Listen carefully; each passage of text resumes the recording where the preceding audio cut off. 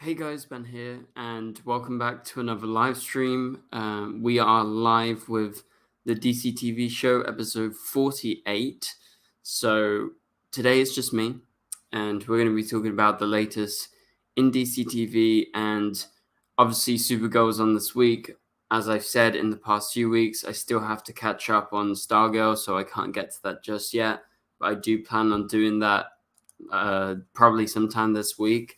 I know I say that every week, but I do 100% need to catch up because I really liked the first couple of episodes of this season, and I know you guys are liking it too. But welcome to everyone who is just joining the live stream. I apologize for the slight delay. Also, the stream is starting later than usual. I just had plans and I couldn't get back on time, and normally we do it on Thursday. I might have to shift the day around because it seems like Thursday is always a pretty busy day, so maybe Friday is going to be a permanent thing. We'll have to wait and see, but I'm not confirming anything on that as of right now because we'll continue to try and do Thursday. But yeah, we have got quite a few topics, and the best thing and the best way to get your answer or your question brought up on the stream and talked about by me is to send them in via super chats. All you need to do is click the $ underneath the chat, and you can support the channel and also get your question featured on the channel, on the live stream, and we'll talk about it. But yeah, so we've got a couple of people who are just joining now. We have Watch, great supporter of the channel. Welcome, Watch. Path is here, Cow is here, Ben Flockton's here, Unspeakable BG is here. 2 members are here, Arrowverse Scenes, spamming the emojis in the chat. Fantastic. And also PM Productions, another member of the channel, is also here. So welcome to the live stream, everyone. We do have a couple of super chats that were sent in just before the stream actually started. So we're going to go through them because I do see them. Cal Roswell sends in a 99-cent super chat. Thank you very much, Cal. I appreciate your support towards the channel. And your little donation is very appreciated. Gary is here. Gary's in the chat. Welcome, Gary. Welcome to the live stream. Gary sends in a 1.99 super chat, and Gary says this: is The Flash getting delayed later than November? So this is the classic Gary question, and we love answering these Gary questions every stream. Even though Gary's been a bit absent recently, maybe it's the timings, maybe he's too busy shaving his legs, who knows? But I'm glad to have you back, Gary. And is The Flash getting delayed later than November? Very, very unlikely, especially because Batwoman just got a new poster, got a new trailer, and Batwoman is coming back with season 3 in October, and that's not been delayed. So I don't see any reason why The Flash is going to be delayed. Last year it got delayed a tiny bit, obviously because of the pandemic was the main reason. It was not October or November or something like that. It was instead January, and then it got pushed back an extra month because of Superman Lois. But Superman Lois is filming right now, but it's not going to premiere its episodes until about January. So yeah, you shouldn't worry about it, Gary, but thanks for the super chat. Much appreciated. Okay. Watch sends in a 4.99 super chat. Thank you so much, Watch, for the support on that level. I really appreciate it. And, always supporting every week. It's a big thing, and I take notice of it. So thank you, Watch. Okay, so Watch says, before starting the DC topics, can you give us your thoughts on Christopher Nolan's demands to Universal? No films 3 weeks before and after. Sounds crazy. So, yeah, we can talk about that, of course. And if you guys have any film-related questions, I'm more than happy to answer them. You guys know that, after all, at the end of the day, my favorite thing is films, and I literally just watched 2 films in the cinema today. That was a thing that I booked in advance, and I didn't realize. 2 Denis Villeneuve films, actually. So, some French language ones from him. So yeah, anyway, he's got June coming out, and I guess that's kind of related. But yeah, I will happily answer this, Watch. So Christopher Nolan and his demands to Universal. You guys know Christopher Nolan. He directed the Dark Knight trilogy, Inception, Interstellar, Dunkirk, Tenet, Memento, everything. Like, he's done so much that you guys probably have watched. And now he has left Warner Brothers officially. Basically, he had a deal with Warner Brothers, I believe, since Batman Begins, I think. So early 2000s, like mid-early 2000s. And he's been there ever since. He's made all his films there. And it's not very likely these days that, a director has this big of a deal with a studio where it's like, yes, we are the Christopher Nolan studio. And that's what Warner Bros. Was, but it's not anymore because they fricked up. They messed up big time. And that was because with Tenet, well, actually, no, not with Tenet. They did everything he wanted with Tenet. But like afterwards, what happened was Warner Brothers did this shift, like a lot of film studios are doing, to go into day and date releases. So that means releasing in the theaters or releasing in the cinemas, and also releasing on streaming services on the same day. So for Warner Brothers, it's releasing on HBO Max the same day. This obviously caused a big fuss, and Christopher Nolan was very adamant about how upset he was and how bad Warner Brothers' decision was. It was very rushed, and they didn't consult most of their filmmakers. So I see why he was upset, but he took it as far as to say, I'm never working with Warner Brothers again. And so he's been shopping around for his new film, which is about Oppenheimer, the guy that was credited with inventing the atomic bomb. And well, he's landed a home, and that's at Universal. And part of his deal is that he demanded, I think, 100-day, maybe 90-day release window. So that means he gets like that whole time with his film in the cinema, and then after that, it can go to streaming services, but not in the meantime. Otherwise, they're breaking contract. And his other demands was no films released by Universal 3 weeks before or after. And Our Watch says it sounds crazy. To me, I don't think it sounds that crazy, because sometimes it does happen like this. Like, imagine Marvel. You guys watch Marvel films, right? They released Shang-Chi recently. They're not going to release Black Widow 3 weeks before that because it messes up their box office. So I think the demands is kind of reasonable, especially for someone like Christopher Nolan, whose films do gross a lot at the box office. So having a 3-week gap before and after is like, yeah, okay, it's a Christopher Nolan film. Christopher Nolan's a big thing. We don't want to be releasing stuff here or there. And so I kind of get it. But yeah, maybe it's a bit crazy for anyone else, really. But thank you so much for the Super Chat, I'll watch. That is my little film segue for you guys. Okay, so let's move on. So if you guys have any questions, again, in regards to any topic, please be sure to send them in via Super Chats or in the chat. I'll try and get through to them. But I do have some topics I want to talk about at the start of the stream and continuing onwards. Okay, so the Flash crossover. Now, this is included in my title for today's live stream. So it was just recently confirmed, and I can try and pull up the tweet. I don't know where I specifically saw it, but I think it was John Wesley Shipp who talked about it. However, somewhere it was confirmed that in the Flash's Season 8 crossover,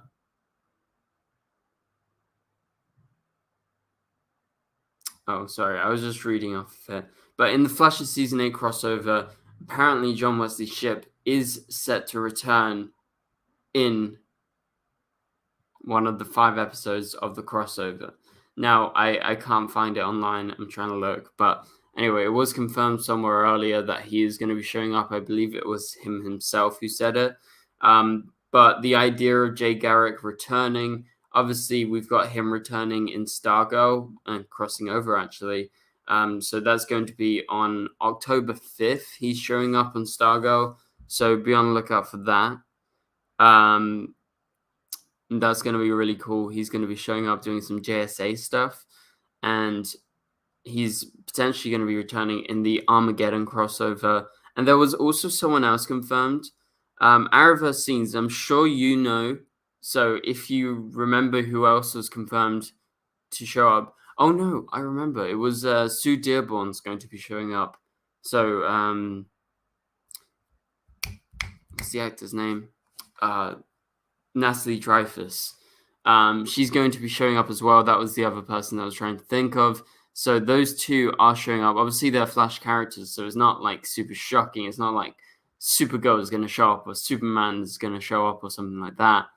But it's still big, especially because Jay isn't a series regular on the show. He is just someone that shows up every now and again. Obviously, he showed up in the penultimate and the finale episodes of last season, so season 7, and he's going to be returning pretty quickly because he's going to be in one of the 5 episodes at least, and that is literally at the start of season 8. So it's great to see him coming back and playing such a big part in the Arrowverse, especially with Stargirl going on as well.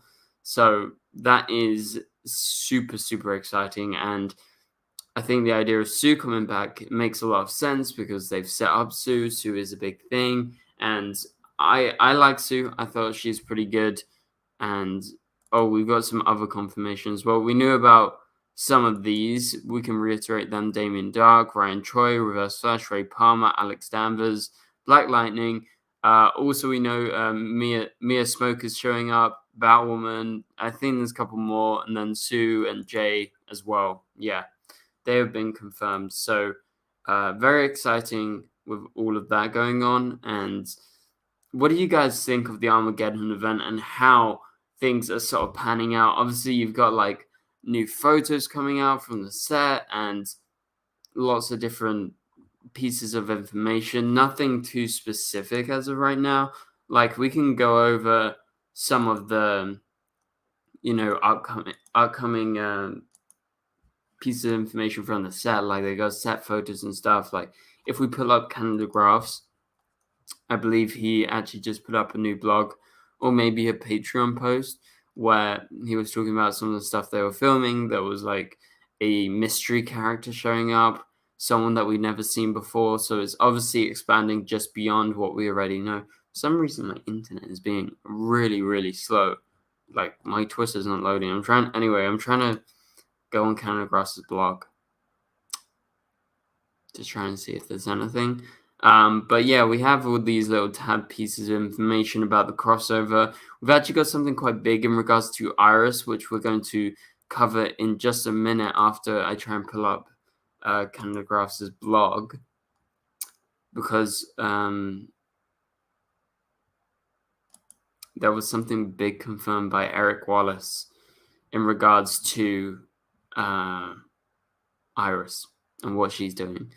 You think we'll get more at DC Fandom about Armageddon? Oh yeah, for sure. Okay, I got it up. Let's share my screen and go to Canadagraph's blog. Obviously, I'm going to leave the link in the description to Canadagraph's blog once I get the time to edit the description. So for all of you afterwards or now, I will leave this in the chat actually, just in case you guys want to see it as well, but it's on the screen as well.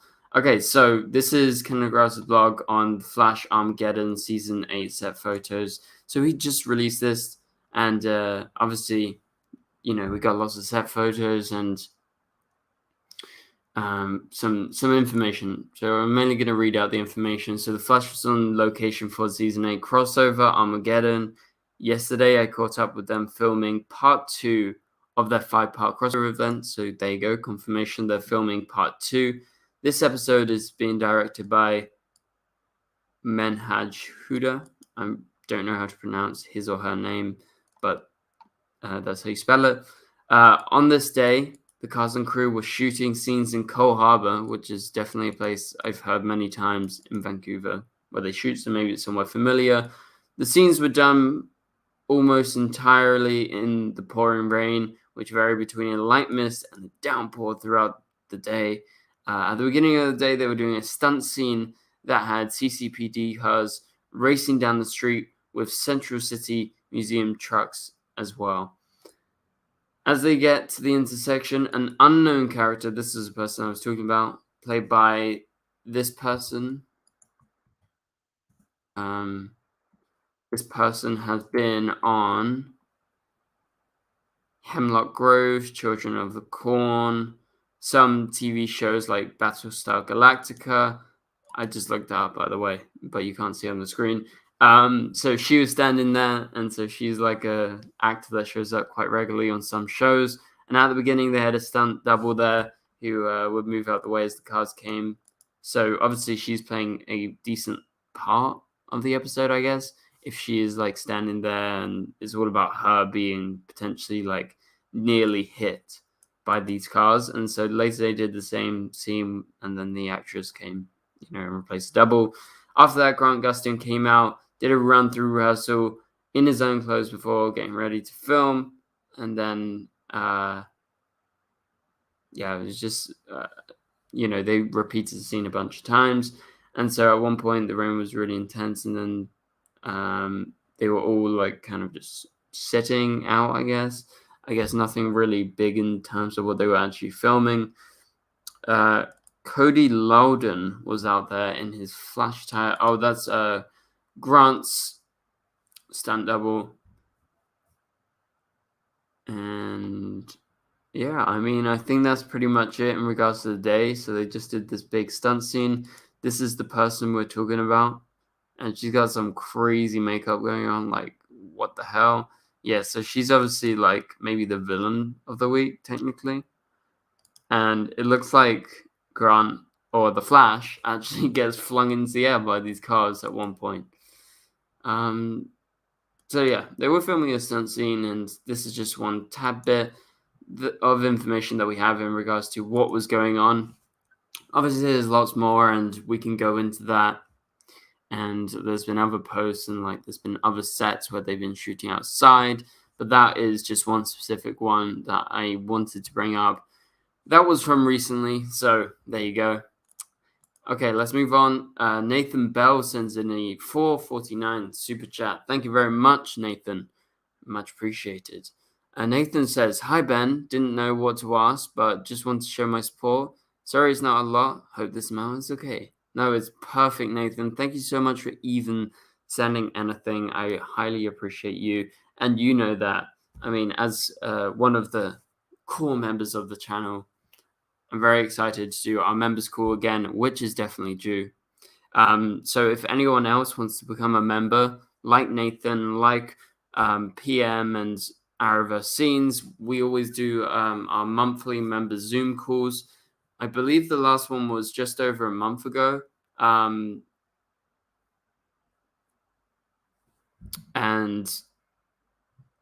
yeah, it's been a while, so we're going to do it. I've been away, so that's why we didn't do it.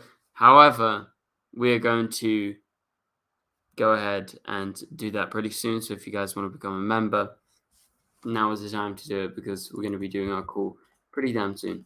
Okay, let's move on from this. Thank you very much, Nathan, and to everyone else who sent in super chats. Okay.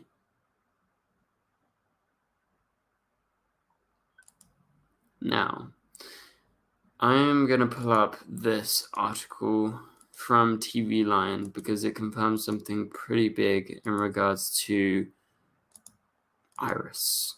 And we're going to talk about this. Okay, so this is one of the scooping articles that they do pretty frequently.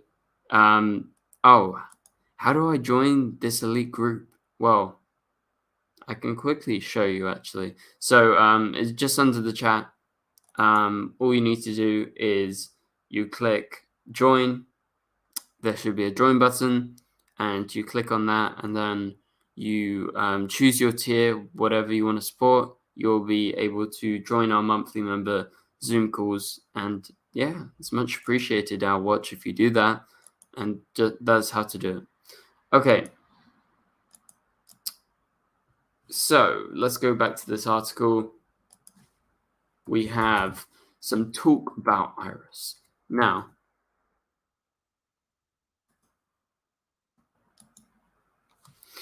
It says, any scoop on what Iris West will be doing in season 8 of The Flash? And I'm sure you guys are going to have a lot of comments in regards to this because this is kind of a big topic. And so one thing she won't be doing, at least during the 5-part premiere event, is struggling with her eye-glowing time sickness. Iris's time sickness gets dealt with after Armageddon. Showrunner Eric Wallace told me, solving Iris's time sickness is a huge part of the entire season, and it will take all season to solve that.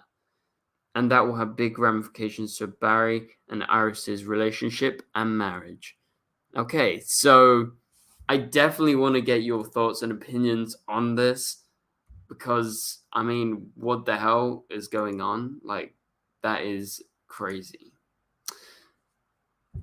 Let me put it this way. Iris's time sickness was definitely a ploy for them to come up with a reason for Candace not being on set. It's pretty widely known that was the main reason that they came up with that, because they couldn't say, oh, Iris was just sick. You know, she was just at home for 4 weeks or something like that. And so basically they came up with this time sickness thing, and they didn't even answer or complete it in the finale. And now it seems like Eric Wallace is kind of spinning it to be like, yes, like this is a huge thing. We've been thinking about it, and it's going to be a whole season thing. Like, it's going to be huge. But at the same time, we know that the reason that they're going with the story is because they just needed to create it, like, on the spot, you know? So it's an interesting twist of events, and obviously this does happen in TV where they're writing week by week and they have to adjust to, like, actor schedules and different people's schedules and, like, the way that the show's actually being perceived, I guess. And so he obviously finds it's very important that Iris's time sickness is properly dealt with, and I would agree if we knew more about it. Obviously, we don't know that much about it. Like, Iris showed up, her eyes were glowing, she was in an alternate place with Dion, just to try and make her survive. But I felt like it just deserved like a wrap up, like maybe a reference in one episode this season. That's kind of how I took it, and I think that's how a lot of other people took it to be, with them not answering it in the season 7 finale. People were like, oh yeah, so they're just gonna wrap it up in episode 1. Sure, no problem. But the way that Eric Wallace puts it is, she won't be dealing with this in the 5-part event. So in the first 5 episodes, Iris isn't going to be talking about her time sickness. It's going to be all about the crossover, which I guess is a good thing, right? That it gets all the focus. However, it does prolong this story, which definitely isn't anything too big. And obviously the time sickness thing, it could be big if they properly explain it, but as of right now, we don't know that much about it. Like, we just know that somehow she's been affected. I don't remember if they gave a specific reason. I feel like they did, but I'm kind of forgetting it. And so, yeah, it's a huge part of the entire season, Eric Wallace says, and it will take the whole season to solve that, like right here, and that will have big ramifications for Barry and Iris's relationship and marriage. So yeah, it makes sense that it has big ramifications for them. I don't know why it has. Well, I guess if it, impacts both of them, of course it impacts, their marriage. So yeah, I don't know what I was saying there. But we have a new member of the channel, guys. We have Al Watch, who is a consistent supporter of the live streams. He is an official member, so welcome to the DCTV membership club, I guess. I don't know what we call it. But yeah, much appreciated, Al Watch. That's awesome, and I can't wait to invite you to the next Zoom call that we're going to be doing probably sometime this week. So yeah, be on the lookout for that. Al Watch got his cool green name now, and he also has his like as a Flash emblem as well next to his name. So that is a thing. Every time that someone becomes a member, you get a highlighted name, and then you get, you know, like in the comments, you stand out, which is pretty cool. So yeah, very exciting. Thank you so much, Our Watch, for the support towards the channel. And he is a super best friend, might I say. So that is pretty big. That is the highest tier that we have. So I really appreciate the support, Our Watch. Okay, let's move on to the next thing, and you guys can obviously keep on sending in your opinions. Actually, let's read some of your Iris opinions, because I didn't get around to doing that. So let's scroll up a little bit. I'm happy that the time sickness isn't just 1 to 2 episodes long, but I just hope that with it being all season, her reporter story doesn't go down the drain again. Well, I don't have much hope for Iris's reporter story, because we've been promised this like every single season, and every single season we're let down by her reporting story. I think that's I don't have the exact answers as to why that always happens, but there's something about like they get really into it at the start, and then they kind of lose track of it, and they're like, you know, what reporting story? And they're like, oh yeah, we'll get back to it next season or something, and we'll answer it. And I feel like that happens every season, and so I think there is not going to be that much focus in regards to that. Obviously, they might try, but I feel like they're going to kind of give up on it again, like they always do. But yeah, I guess it's good that it's not 1 to 2 episodes long, the time sickness thing, because it does have big ramifications if they properly, you know, explain it and, you know, go into what it actually is, because we really don't know. And they've just been teasing it, and yeah, I guess it's good that it's like more than just a reference and like a conclusion to the story, like I thought it would be. So yeah, thanks for Arrowverse Scenes for that. Nathan Bell says, do you think Kramer will figure out Barry is the Flash because she will mimic his powers and put 2 and 2 together? Well, yeah, I never actually thought of that, Nathan. That is a very good point, because in the finale it was revealed that Kramer does have powers. We know Kramer is going to be returning, I believe, for episode 1, maybe episode 2 as well. And so if she uses her powers and mimics Barry, being in a close vicinity is apparently what triggers it. Yeah, she could put 2 and 2 together and totally find out that Barry is the Flash. Okay, so we have a nice comment here. Hello, I'm a French fan. I love all your videos, and you are such an inspiration, mate. Thank you very much, La Midiovo. I can't pronounce your name, sorry, but I appreciate the nice comment. Okay. Let's move on. So as we mentioned earlier, Batwoman got a poster for season 3.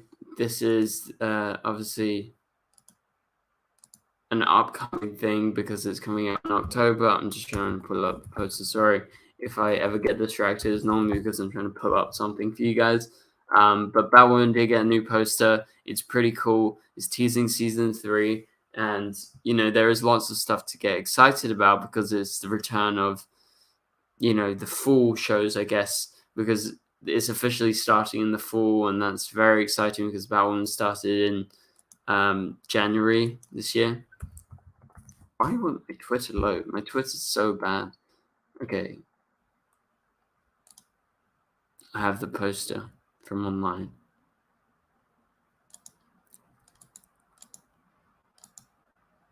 And Batwoman is coming back for season 3 on October 13th.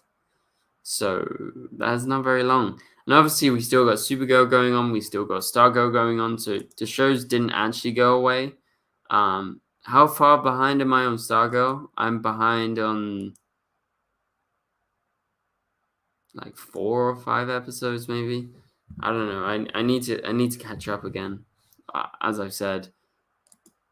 Oh my god, this Batwoman. Twitter's just like, nope, we really don't want to show you anything. Okay, I've got it up here.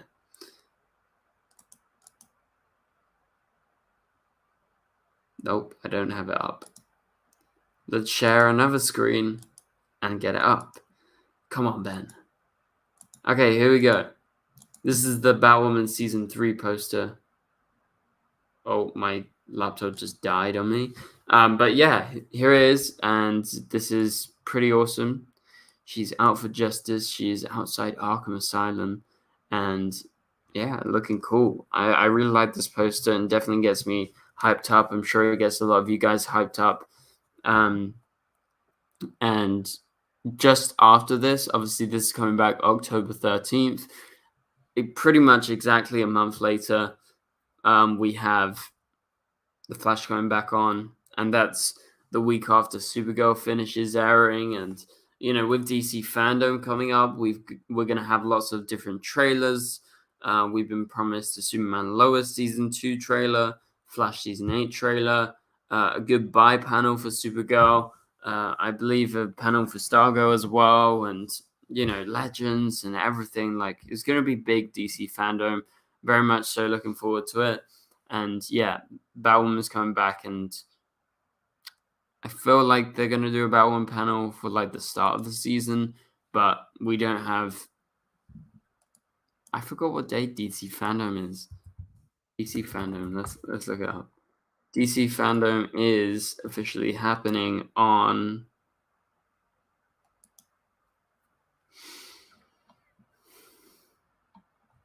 He says, "What this fall? Give me a date. Give me a date, people. When is DC fandom happening? October 16th. I'll watch In with the Savior. In with the Save, sorry. Yeah, thank you very much. So lots of stuff happening October 16th. So that is 3 days after Batwoman premieres, episode 1 of season 3. So I reckon they're going to talk about it, and they'll just, you know, talk about the rest of the season and what's to come. Okay, Gary is back, and Gary sends in a $1.99 super chat. Thank you very much, Gary. Gary says, when is Lex returning? So we know that Lex is returning. Jon Cryer obviously plays Lex, and he has actually come back, and he's filmed some episodes. It was teased that was going to be happening, and, well, we don't know the specific episodes. I mean, if Canada Grass was here, he would be able to tell us. But I know that he's in about maybe 2 to 3 episodes at the end of the season.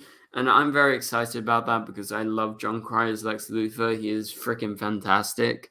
And obviously, the last time we saw him was in episode 1 of the season, when you had him sending Supergirl into the Phantom Zone.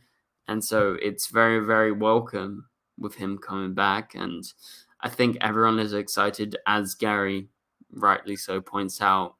We should be questioning, when is Lex Luthor coming back? Okay, so thank you very much, Gary. Nathan has rejoined as a member. Nathan is always welcome on the channel, and I really appreciate you rejoining, Nathan. You're awesome, and can't wait to talk when we do the monthly member Zoom call. Okay, so we have a $4.99 super chat from Cal. Thanks so much for coming back and supporting again, Cal. You were the first one in the live stream as well. Don't you think I forgot about that? Cal says, in season 8, when do you think Bart and Nora will return?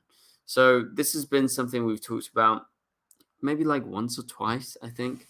Well, we know that Jordan Fisher is going to be performing Everybody's Talking About Jamie on Broadway from, I believe he's doing it right now, actually, in September. So he's in New York, he's performing, so he's obviously not going to be around. And, you know, they're filming right now for the Armageddon event. So unless it's across like a mini cameo that they've already filmed, it's super unlikely that he's going to be showing up in those first couple of episodes. And therefore, it's super unlikely that Nora is going to be showing up as well, because they are siblings after all, and it would make sense if they showed up at the same time. So I'm guessing, considering how passionately involved Jordan Fisher seemed to be with the Flash, I think he's going to return in season 8, and therefore I think Nora is going to return. So Jessica Parker Kennedy will return probably later in the season, probably around the back half, maybe towards the end of the season as well, like this season. It could be like a 2-episode thing like they did this year, but it also could be a longer thing. So what happens if he finishes Broadway, goes off for the Christmas break, and then someone takes over, because that's how it goes in Broadway, like people take over. I don't think he's going to be doing it for like a year straight or something. So if he's free, I think he'll come back to the Flash, and it'll probably be in the back half of the season. But very good question, Cal. Thank you very much for the super chat. And if any of you guys have any other super chats, please be sure to send them in. We're going to be moving into the last segment of the stream, which is the Supergirl segment. So this stream will probably go on for about 15 minutes longer. So just short of an hour, just because it's a bit later, and obviously there's a bit less to talk about because I need to watch Stargirl again, which is totally my fault. But I plan to rewatch this week. I mean, I'm going to start tomorrow because why not? I have some free time in the day and I can do it whilst I'm working on some other stuff. So don't worry. I'm sure at least in 2 weeks I'll be caught up with Stargirl. So mark that down, guys. We're going to start talking about Stargirl. But yeah. Okay, let's move on to Supergirl. So what did everyone think of Supergirl this week? This week was season 6, episode 11, I believe.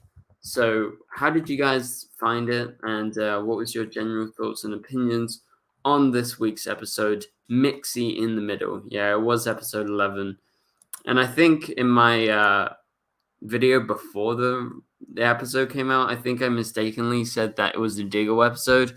The Diggle episode is actually happening this week. Sorry, technically next week. Tuesday. This Tuesday. But yeah, this episode was definitely something. Like, I think it was better than the last 2 episodes. I said this in my review. It's actually to do with the story, which is definitely a big welcome, considering the last 2 episodes were heavily like theme driven, and obviously there's nothing wrong with the themes. The themes are great. Like, I truly support them, but it felt a bit forced, and we've talked about this many times over the last couple of weeks because we did have some complaints about it. Go back and check out my review, or check out my live stream last week with Eric. We talked about it there, and I think this week was much better. I don't think it's like a perfect Supergirl episode. I think it's a good Supergirl episode. It's better than average. I have some problems, but mainly it's not really to do with the story. It's to do with some technical aspects that just kind of bother me because, I'm a filmmaker myself. So there is just a couple of things I wanted to bring up as well. But it was a good episode in terms of story and, the character points that it hits throughout the episode. And it definitely built up to something. And there is something that they're building off of from this point.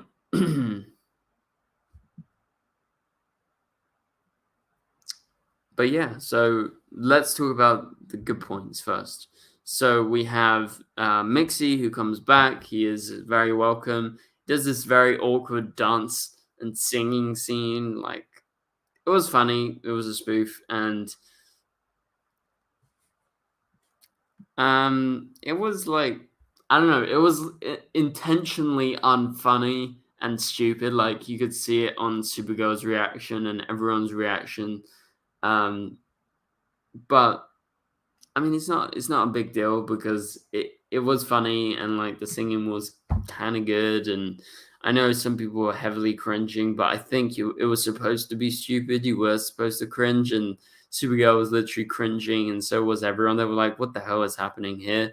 And so yeah, it was like knowingly funny, knowingly stupid, and I welcome it. At first, I was like, "What the hell is going on here?" But then I was like, "Okay, let's sink into this." Like, it's pretty funny. But yeah, Mixie's back, and he's quite useless throughout the episode. He tries to help out a couple of times, but he's like Sean sticks a knife in him. At one point, he's like walking off, and in the background, he's like, "Oh, imagine if the Mixie's like if a rocket engine had no fuel, and like it couldn't go anywhere, and that's what Mixie is." So that's what Mixie is without his powers, essentially. So he's trying to help out, trying to be useful, but he's not very useful without his powers, and it's kind of sad, but it's kind of true at the same time. And by the end of the episode, he actually sacrifices himself for Supergirl so she doesn't use the Phantom Zone projector, which I was like, okay, it's not that surprising. But it was also confirmed in an article after the episode aired that this was supposed to be his swan song, his last episode on Supergirl ever. And I was like, he sacrificed himself. And then Supergirl and everyone's like, oh, we're going to go and like try and stop her. And like, I just presumed they were going to go save him as well. But turns out, apparently not. Apparently this is his last appearance. So as a last appearance, it's a bit unsatisfactory. I definitely think they could have answered it better. But yeah, so that's it for Mixie, I guess. Okay, just before we move on to some of the next points to do with the Supergirl episode, Gary sends in a $1.99 super chat. He says, "Are you mad at me that I've not been here? Sorry," he says. I'd have been busy. Thursday is a busy day, but I will try and make time for you. Well, I'm not mad at you, Gary. Don't worry about it. I appreciate you coming back and supporting and watching the live streams. That's good enough for me. And don't worry about it. I mean, I've been very busy on Thursdays, it seems like. That's why it's on Friday today. So I'm considering moving it to another day. I will confirm. You guys should follow me on Twitter at TheDCTVshow. I will confirm there if I do move anything around. I do that week by week. Also, make sure to check out the community tab on my channel regularly because I do post announcements there as well.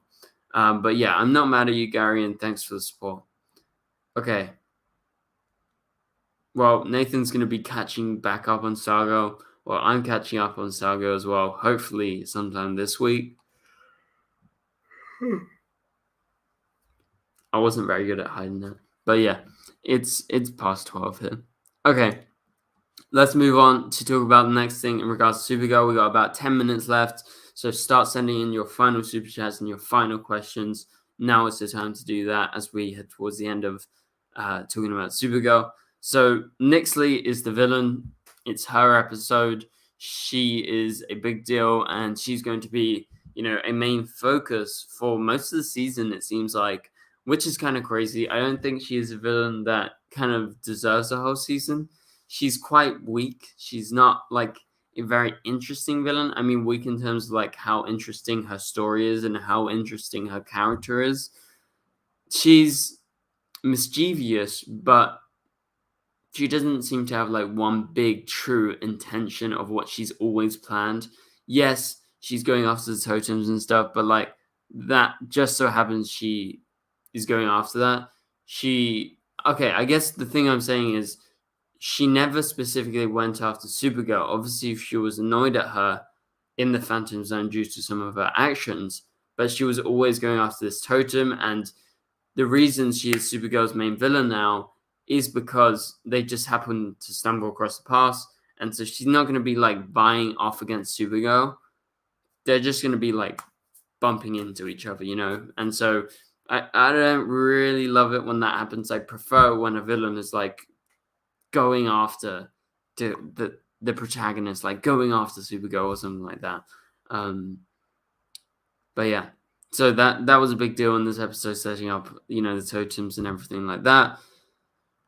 Also in the episode, we have Lena's story, which was interesting, and I mean, you get some big revelations about her mom, There are some flashbacks. I thought it was funny how the flashbacks to her mum was actually played by Katie McGrath. I was like, okay, I guess you could have asked someone else, but yeah, it definitely was flashbacks. You could tell by the way they graded it. But yeah, in terms of that, like I had a few problems with the filmmaking this episode. That was my only gripe that I mentioned earlier. I think the cinematography is a little bit sloppy outside because everything is heavily overexposed. Like even when Dreamer was using her, magical dream lasso, like she was overexposed. Basically, what it means by overexposed in terms of cinematography and filming is like, all right, I'll show you what's overexposed. So you see the light on my face. This is normally exposed. Like it doesn't look white as heck. Then if I move the light and point it directly in my face like that, that's overexposed, you see? So it's like completely bright. And so a lot of the stuff outside, the background was completely blown out and they were like, kind of in shadow a bit. And so, yeah, it was just like weird. And then they put on the soft filter on their lens to try and hide the fact that they had this problem where they basically, a way to do it is like you say there's the outside, it's quite dark. You balance for the outside. So you balance for the park where they're filming, right? And then they add lights to build up the person. So I'm balanced the outside and I've added a light. But if I turn off this light, look what happens to me. Look what happens to me. All right. But this is just my camera adjusting. It actually, really, in reality, look, the outside is actually a lot brighter now because it's just adjusting. But that is just the computer doing its thing. But if I add a light back, there you go. Okay, so that was just like a little bit of me as I was ranting a little bit about the filmmaking, but yeah, it was just a weird choice. Quite sloppy, I feel like. Okay, so Gary sends in a $1.99 super chat. Thank you very much, Gary. Gary says, do you think the Flash crossover will be good? Yeah, I think it's going to be good. I don't know why they insist on calling it a 5-episode event. Like, I don't know. It's just, it's a crossover. Like, you have this many characters. Like, they're calling it like a crossover-like event, I guess. Which is just weird because it is a crossover event. I get that they don't want to hype it up and be like, oh, it's like Crisis on Infinite Earths, when it obviously isn't. But it's still a crossover event, and you're going to have a lot of people showing up. So get people hyped at least. But yeah, I think it's going to be really good, Gary. And thanks for the super chat. Okay, Cal also sends in his third super chat. Thank you very much, Cal. Cal says, is Nixley going to be in the whole season? Well, as far as I can tell, it seems like she's going to be in the whole season. I don't know if she goes away for a bit and comes back, but we know she's in the finale as well. I know that for a fact because there was some photos with her filming. So I don't know if she goes away and she comes back or if she's the main villain for the whole season. I have no idea, but thanks to Super Chat, Cal. Okay, so let's go into the last thing. So yeah, I just overall, Supergirl, bit weird this season.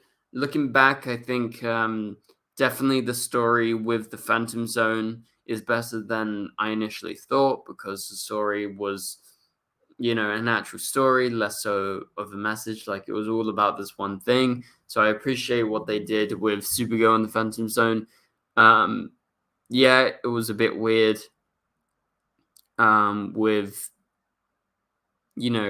the team chasing around and everything to do with the Phantoms. But now you have these 2 episodes in the past 2 weeks where it was like, it wasn't really story driven, but now we're kind of heading back into that. So I guess it's good, but I don't think Nixley is a strong enough villain, as I mentioned before, to hold up for a whole season. So we're just going to have to wait and see, really. But for now, I'm looking forward to what's happening next. It's not the most exciting week by week, but if you check out my reviews every week, that would be highly appreciated. If you haven't seen my reviews, they're up on the channel right now for this week's Supergirl and everything. Unspeakable EG says, "Hey Ben, will you do a room or house tour? Not making it weird if you don't want to." Maybe soon. I mean, there's nothing too interesting. I mean, I can quickly show you. This is the living room. There's just some boxes and stuff, and some DVDs in the background. There's my DVDs and a record player, and I have a projector. Yeah. Well, that's this room right now, so there's nothing too much going on. But no, it's not my room. Sometimes you'll see another background with like a cupboard in the background, and that's my room. But this is my living room, dining room thing. So yeah, exclusive for the stream, guys. Exclusive for you guys. But yeah, there is some stuff. And that big box over there is actually for tomorrow because it's Batman Day tomorrow. And Warner Brothers sent me like a whole bunch of Batman stuff. And I believe they sent me a Batman costume. Like, what? They want me to dress in as Batman? Okay, I'll go out, on the street, open the window, jump out as Batman, and like beat some people up, beat some criminals up. But okay. Yeah, little flex there. Okay, so, well, that about does it for this live stream, guys. Thank you guys so much for watching. Hopefully you enjoyed it. And thanks to everyone who has been supporting. We had 2 members joining. Obviously, Nathan, we're in the Zoom chat. Right, guys, if you come, I'll wear the Batman thing. I don't know if it's a full costume or anything. But if you join and you're a member, I'll wear it just for you guys then. And no worries, Janelli. I'm going to answer this last super chat from Owlwatch before we go.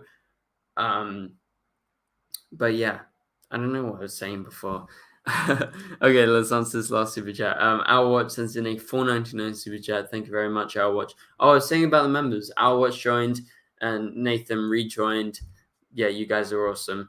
So Owlwatch says, could the gardener show up on Batwoman? She's a plant-based character who dated Poison Ivy. I think Ivy got cast too. So yeah, Ivy did get cast, and the gardener is a new character who was just introduced in the Batman comics. And I guess it's possible Gardener could show up, but she is a very new creation. Like, I'm talking a couple months ago. So it's unlikely she's going to show up this soon, but maybe at some point in the future. Yeah, definitely to do with Poison Ivy. But thank you so much for the support. I'll watch once again. Okay, so that about does it. And thank you for watching. Thanks, DC World, for coming. And Vera and Janelli and Maya, Owlwatch, Nathan, Cal, and everyone else, Arrowverse Scenes, who all watched the live stream. And for all of you guys who are watching afterwards and stuck around, you guys are awesome. And yeah, become a member if you want to see me in a Batman suit. And I'll see you guys later. Goodbye.